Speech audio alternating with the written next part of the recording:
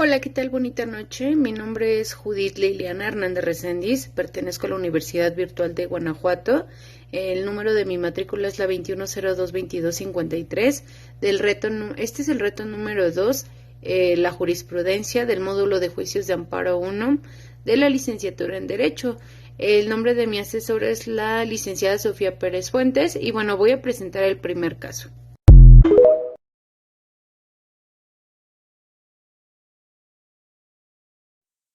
Primero es señalar qué método de integración, reiteración, contradicción de criterios o precedentes obligatorios se utilizaron para la creación de dicha jurisprudencia.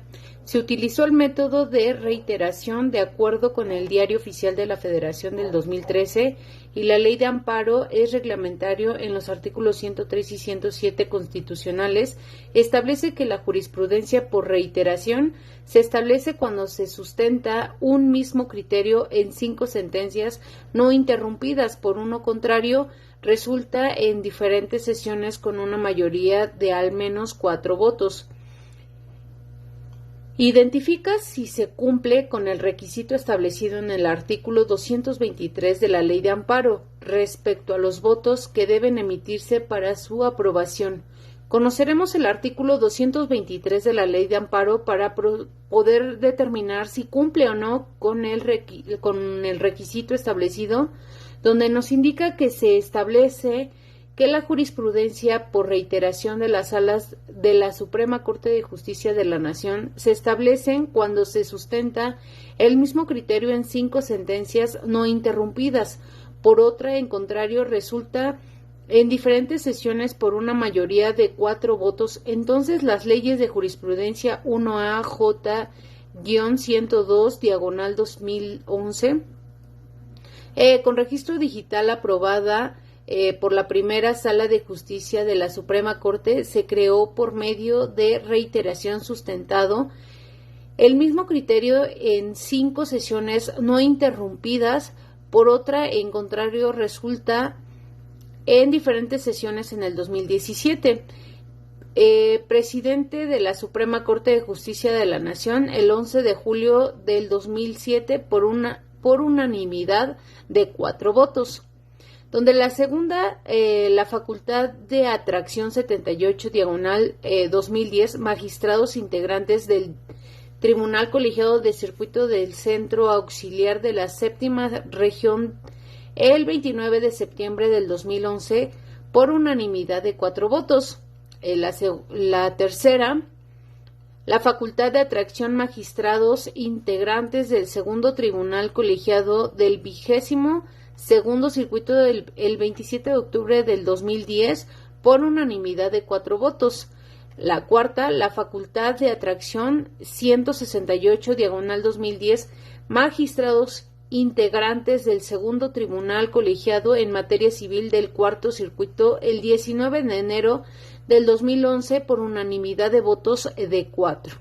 La quinta facultad de atracción fue el 13/2011 de su primer tribunal colegiado en materia de administración del primer circuito con apoyo del segundo tribunal en el 2011, por lo que determinamos que esta jurisprudencia sí cumple con el requisito del artículo 223 de la Ley de Amparo respecto a los votos que debe emitirse para su aprobación. Hay que indicar en qué época del Semanario Judicial de la Federación fueron publicadas las jurisprudencias. Este se publicó en la 9ª época del Semanario Judicial de la Federación.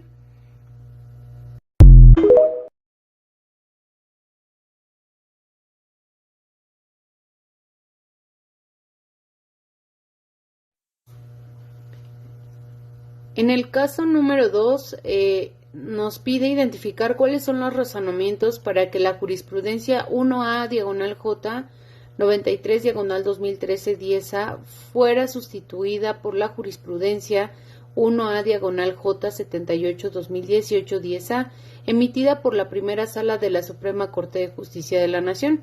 Y bueno, la Ley de Amparo reglamentaria de los artículos 103 y 107 constitucionales En sus artículos 228, la jurisprudencia se interrumpe y deja de tener carácter obligatorio cuando se pronuncia sentencia en contrario. En estos casos, en la ejecutoria respectiva, deberán expresarse las razones en que se apoya la interrupción, las que se refiera a las consideraciones que tuvieron para establecer la jurisprudencia relativa en el artículo 230, la jurisprudencia que por reiteración o contradicción establezca el Pleno o la Sala de la Suprema Corte de Justicia de la Nación, así como los plenos de circuito, podrán ser sustituidas conforme a las siguientes reglas.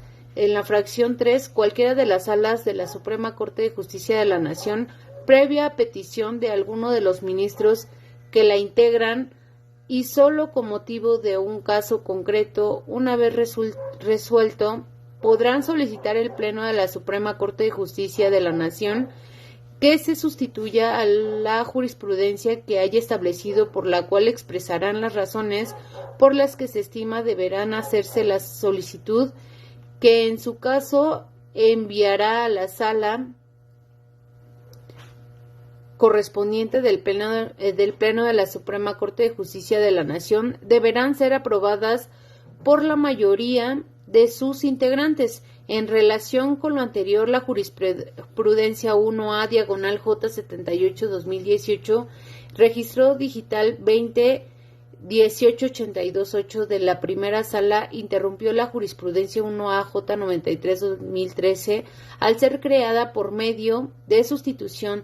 La primera sala de la Suprema Corte de la Nación, al resolver la contradicción de tesis 93 diagonal 2013, interpretó la legislación adjetivas penales de los estados de Chihuahua y Durango y sustentó que la orden de citación ha investigado a la audiencia de formulación de imputación con apercibimiento de aprehensión en caso de no comparecer, transgreder al derecho de la libertad deambulatoria, pues coloca el individuo en una situación ineludible de obediencia ante un mandato judicial, lo que se traduce en un acto imposible, reparación susceptible de ser impugnado a través de un juicio de amparo indirecto. Se trata de un acto judicial fuera de juicio que no afecta a la libertad personal. Nos solicita indicar en qué época del Semanario Judicial de la Federación fueron publicadas las jurisprudencias, y fue publicado en la 10ª época.